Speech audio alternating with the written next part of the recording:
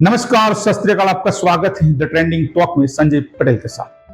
वो घर का हिस्सा था पर दिल का नहीं था, हंसता था सबसे पर भरोसे के काबिल नहीं था। जिस पर साया बन के छाया था परिवार का यकीन, उसी ने रच दिया खून का सबसे गहरा सीन। इस दौर में नौकर नहीं, नीयत चेक कीजिए, क्योंकि भरोसा अगर गलत इंसान पर हो जाए तो एक ही रात में पूरा घर तबाह हो सकता है। अगर आपके घर में नौकर काम करता है, अगर आपके लिए कोई ड्राइवर या हेल्पर है, तो ये वीडियो सिर्फ एक क्राइम स्टोरी नहीं है, ये आपके और आपके परिवार की सुरक्षा के लिए चेतावनी है। क्योंकि इस कहानी में एक नौकर ने, जिस परिवार ने घर जैसा भरोसा दिया था, उसने ही घर को तबाह कर दिया। एक ही रात में माँ और बेटे दोनों को मार डाला।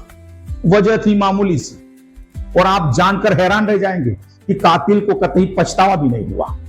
तो चलिए आपको ले चलते हैं दिल्ली के लाजपत नगर की उस रात में, जब एक घर, एक माँ और एक बच्चा भरोसे की सबसे बड़ी कीमत चुकाते हैं।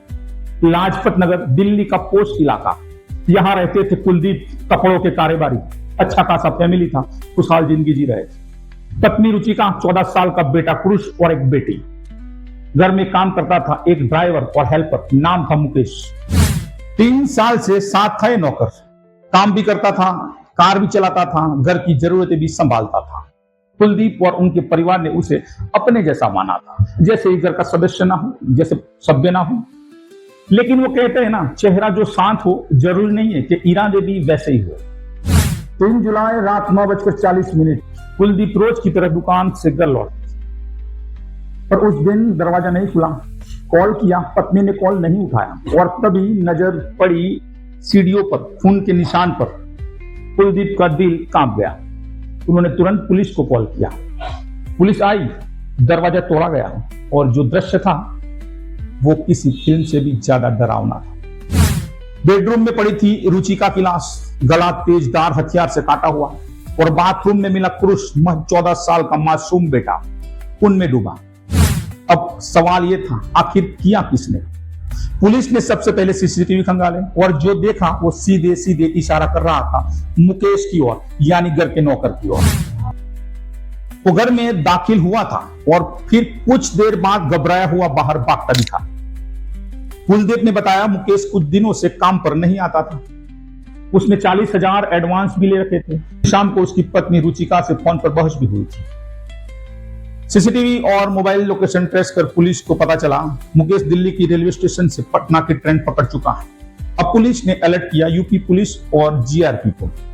सुबह सुबह मुगलसराय स्टेशन पर ट्रेन रोकी गई और मुकेश को गिरफ्तार कर लिया गया, और उसको गिरफ्तार किया गया। पूछताछ हुई और कहानी जो सामने आई उससे रूहें कांप गई। मुकेश ने कहा, वो मुझसे फोन और पैसे मांग रही थी, इसलिए मैंने चाकू उठाया और उसे मार डाला। एक मामूली सी वजह है। और कुरुष का क्या किया? तो उसने मुझे मम्मी को मारते हुए देख लिया। वो चीखने लगा, चिल्लाने लगा, इसलिए उसे भी मार दिया।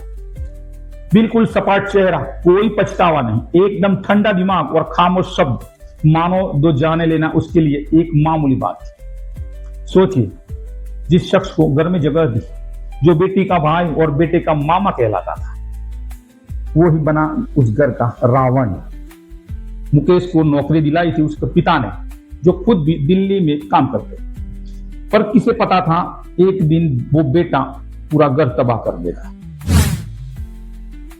अब चेतावनी है हर घर के लिए, जो नौकर रखते, मैट रखते, ड्राइवर रखते। तो मुकेश को सजा मिले या ना मिले ये जरूरी नहीं है, क्योंकि सजा तो उनको मिलने वाली है, कानून उनको छोड़ने वाला नहीं है। लेकिन सवाल ये है, क्या आप अपने घर में काम करने वालों की सही जांच पड़ताल करते हैं? क्या आप उनके पुराने रिकॉर्ड्स, व्यवहार, पुलिस वेरिफिकेशन कुछ करते हैं?